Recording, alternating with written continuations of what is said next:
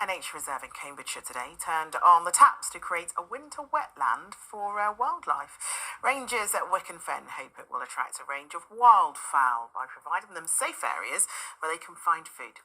The project will also help counter climate change by reducing carbon dioxide. From the Fens, here's our correspondent, Ben Chapman. Wicken Fen is one of England's most diverse nature reserves, home every winter to thousands of migrating birds.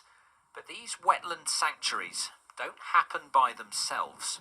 By turning the key on the tap, we're going to let the water from this waterway here flow through a pipe out onto the fen.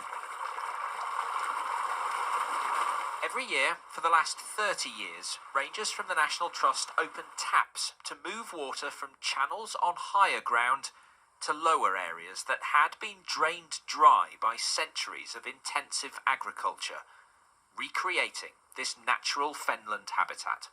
What would this have been like 30 years ago? This would have been, fields of sugar beet, potatoes, not very much wildlife. But since then, we've seen this whole raft of wildfowl come back. Just by adding that water creates that habitat, that place that they can come to feed and also to shelter at night. They feel protected from predators. Just in the last couple of weeks, it's attracted wildfowl including egrets, swans with cygnets, and even a marsh harrier. But it's not just the birds that benefit from flooding this fen.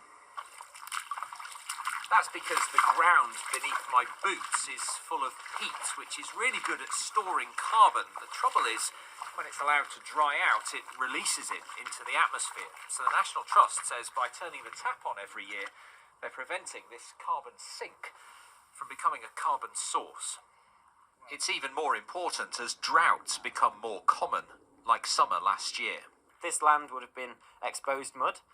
You would see the peat on the surface here being exposed to oxygen, and as soon as that happens, it's going straight away. It's been degraded. It's really important that we can mitigate that by keeping the land wet.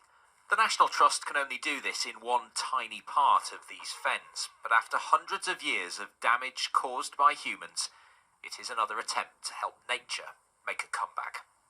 Ben Chapman, ITV News, Cambridgeshire.